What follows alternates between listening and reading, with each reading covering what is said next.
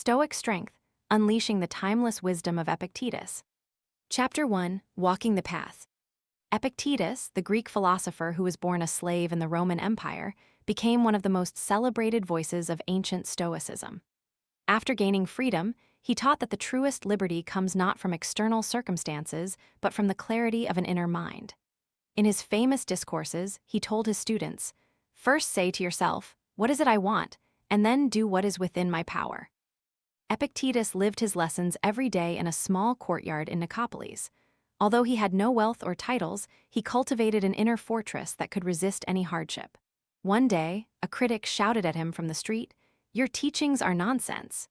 Yet Epictetus responded calmly, refusing to let the shouting disturb his serenity.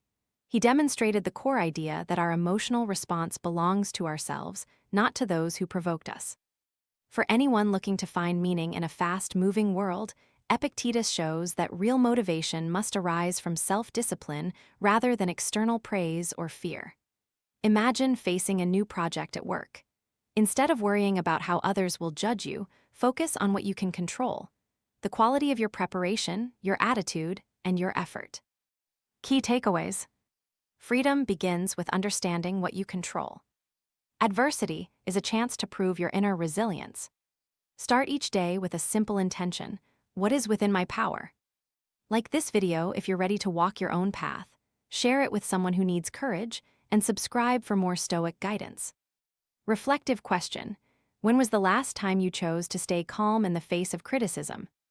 Chapter 2, The Pillars of Power. Epictetus built his philosophy on 5 guiding principles that still resonate today. 1. The Dichotomy of Control. Distinguish between what is up to you and what is not. 2. Virtue as the only true good. Integrity and wisdom surpass wealth or fame. 3. Living in accord with nature. Align personal goals with universal reason. 4. The power of perspective. Reframe obstacles as opportunities. 5. The inner citadel. Cultivate an unshakable internal calm. He used the story of the ship that capsizes and the sailors who still get to shore because their sails stayed taut. The sails symbolize our beliefs and reactions. If we keep them steady, we can weather any storm. Today, consider the dichotomy of control in a crisis. If your company faces budget cuts, you cannot halt the cuts, but you can decide how you respond. Lead a cost-saving initiative, learn a new skill, or maintain a positive mindset. Virtue is what makes a person truly good, Epictetus asserted. In business, that translates to ethical decision-making, keeping promises, and leading with empathy.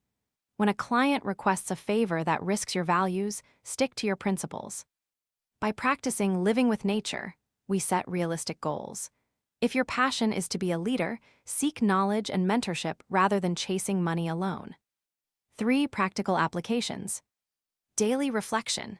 In the morning, write a brief note on the one thing you can control that day. Virtue audit. At lunch, question a decision: did I act with integrity? Perspective shift. When a setback occurs, ask, what can this teach me? Key takeaways. Control your internal reactions. Choose virtue over vanity. Align your actions with universal reason. If today's insights inspire you, like, share, and subscribe. Reflective question.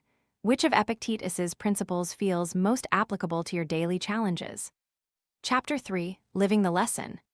Epictetus did not just lecture, he lived his philosophy in every moment. He taught in the courtyard where he heard the clatter of Roman footfalls, yet he never wavered.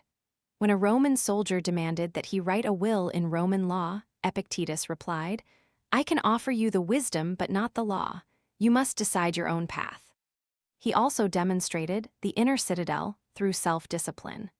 Imagine waking at dawn, not because you feel like it, but because you know the day ahead demands focus. He faced ridicule and physical hardship with equanimity, reminding his students that adversity is a test of character. For our generation, his example translates to mastering self-care and setting boundaries. When a colleague asks you to take on extra work, remember, you cannot control others' demands, but you can decide whether that demand aligns with your values or overwhelms your ability to maintain quality. Concrete application. Morning ritual. Start each day with 3 affirmations, echoing Epictetus's insistence on internal focus. Boundary setting. Create a simple, I can or I cannot list for requests. Resilience training. After a difficult conversation, journal 3 insights gained, illustrating your inner growth. Key takeaways. Practice discipline daily to build an unshakable inner self. Treat obstacles as tests, not burdens. Your actions under pressure define your character. Enjoying this? Like, share, and subscribe today. Reflective question. How do you currently set boundaries, and how could a stronger sense of inner citadel help you? Chapter 4. Modern Mastery. In today's hyper-connected, data-driven world, Epictetus's wisdom offers a compass. 1. Emotional intelligence in business. Instead of reacting impulsively to market swings, focus on your own response. Use the dichotomy of control. Market trends are beyond you, but your strategies and decisions are yours. 2. Ethical leadership. Virtue as the core leads to transparent policies, fair compensation, and fostering trust. When launching a new product, evaluate its impact, not just its profit potential.